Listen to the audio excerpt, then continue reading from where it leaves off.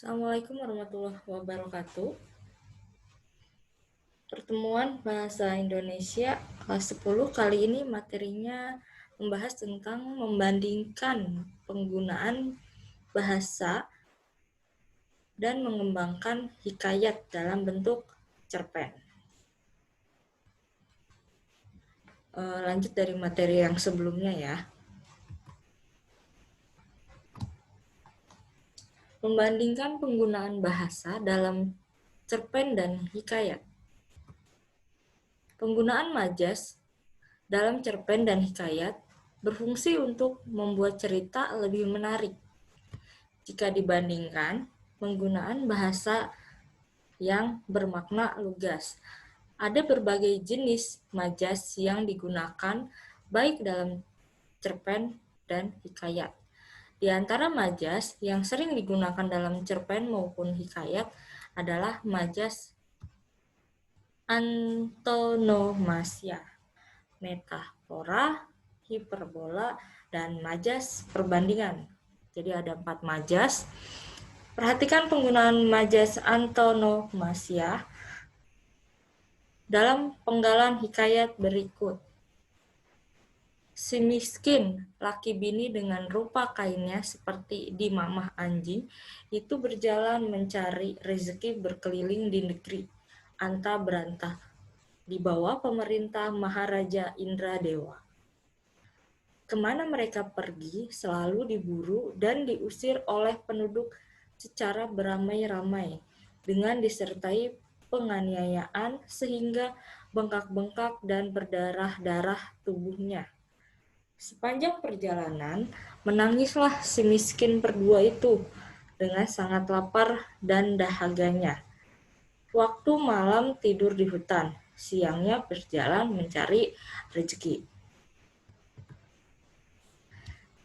Si miskin dalam kutipan hikayat di atas merupakan contoh majas antonomasia, yaitu majas yang menyebut seseorang berdasarkan ciri atau sifatnya yang menonjol. Ini ya yang saya garis bawahi.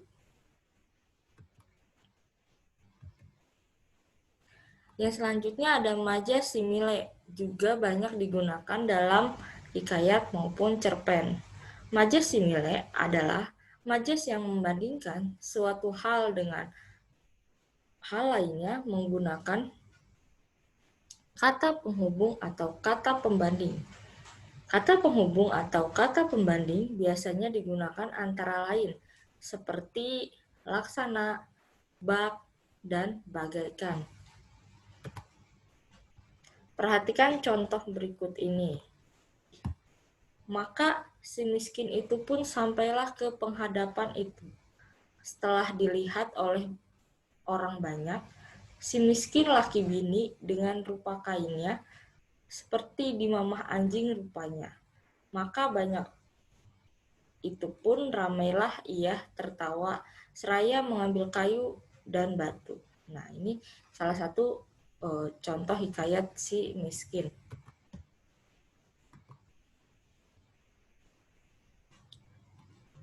Yang selanjutnya, penggunaan konjungsi. Perhatikan contoh penggunaan konjungsi pada penggalan hikayat berikut ini. Pada suatu hari, Kojan Maimun tertarik akan perniagaan di laut, lalu meminta izinlah dia kepada istrinya. Sebelum dia pergi, berpesanlah dia pada istrinya itu, jika ada barang suatu pekerjaan, mufakatlah dengan 2 ekor unggas. Hubaya-hubaya jangan tiada. Karena fitnah di dunia amat besar, lagi tajam daripada senjata. Hatta beberapa lama ditinggal suaminya. Ada anak raja Ajam berkuda lalu melihatnya rupa Bibi Zainab yang terlalu elok. Berkencanlah mereka untuk bertemu melalui seseorang perempuan tua. Maka pada suatu malam, pamitlah Bibi Zainab kepada burung tiung itu hendak menemui anak raja itu. Maka bernasihatlah dia tentang perbuatannya yang melanggar aturan Allah Subhanahu wa Ta'ala. Maka marahlah istri Khojan Maimun dan disentaknya tiung itu dari sangkarnya dan dihempaskannya sampai mati. Lalu Bibi Zainab pun pergi mendapatkan Bayan yang sedang berpura-pura tidur. Contoh dari hikayat Bayan Budiman. Konjungsi sebelum yang bergaris bawah dalam penggalan hikayat di atas menunjukkan urutan waktu sedang konjungsi, lalu menyatakan urutan kejadian. Ya, di sini dalam satu paragraf ini ada menceritakan penggunaan konjungsi yang tepat sangat penting untuk mengembangkan alur cerita. Jadi ada dua konjungsi, sebelum menunjukkan urutan waktu, sedangkan lalu menyatakan urutan kejadian. Ya, jadi ada dua konjungsi di dalam hikayat ini. Contoh hikayat.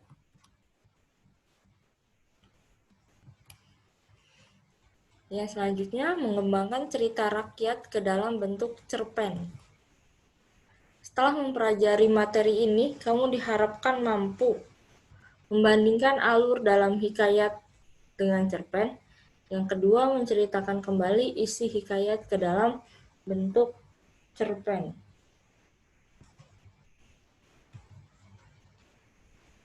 Membandingkan alur cerita dalam hikayat dan cerpen, salah satu unsur intrinsik yang sangat menentukan keberhasilan sebuah cerpen atau hikayat dalam menyampaikan cerita adalah alur.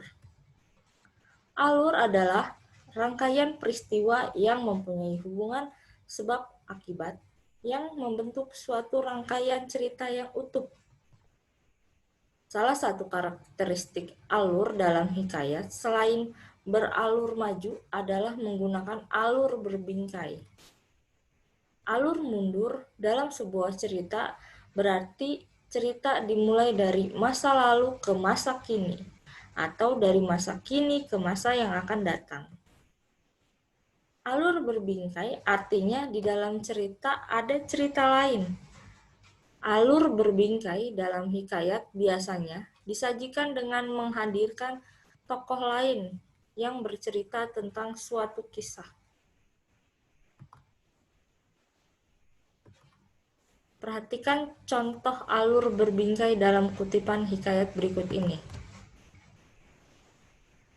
Dalam cerita yang lain pula, Bayan bercerita mengenai pengorbanan seorang istri. Seorang putri raja yang kejam telah membunuh 39 orang suaminya. Suaminya yang ke-40 telah berjaya menginsafkannya dengan sebuah cerita mengenai seekor rusa betina yang sanggup menggantikan pasangannya, rusa jantan, untuk disembelih.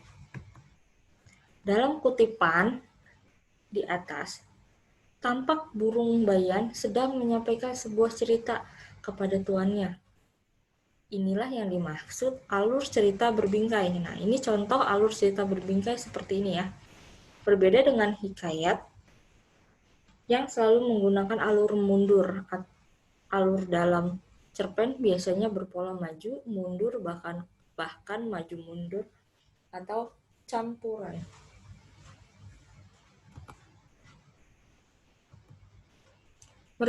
Menceritakan kembali isi hikayat ke dalam bentuk cerpen. Kamu telah membandingkan isi dan kaidah kebahasaan hikayat dan cerpen. Berikutnya kamu akan belajar mengubah isi cerita hikayat ke dalam bentuk cerpen. Di antara yang perlu kamu perhatikan adalah mengubah alur cerita dari alur berbingkai menjadi alur tunggal. Menggunakan bahasa Indonesia saat ini, menggunakan gaya bahasa yang sesuai, tetap mempertahankan nilai-nilai yang terkandung di dalam hikayat. Nah, ada tugas yang harus kalian kerjakan. Bandingkanlah nilai yang terkandung dalam kutipan, hikayat, dan cerpen berikut ini. Sudah ada kutipan hikayat. Kalian bisa pahami dan baca sendiri. Nah, di bawahnya ada kutipan cerpen. Jadi kalian harus tugasnya membandingkan nilai yang terkandung dalam kutipan hikayat dan cerpen berikut ini ya. Jadi ada 2 kutipan, yang satu hikayat, yang satu cerpen. Kalian harus membandingkan. Dilihat lagi video yang sebelumnya atau diputar kembali video yang ini. Bandingkanlah nilai apa saja yang terkandung dalam 2 kutipan yang ini. Jika ada yang ditanyakan, silahkan langsung di Classroom.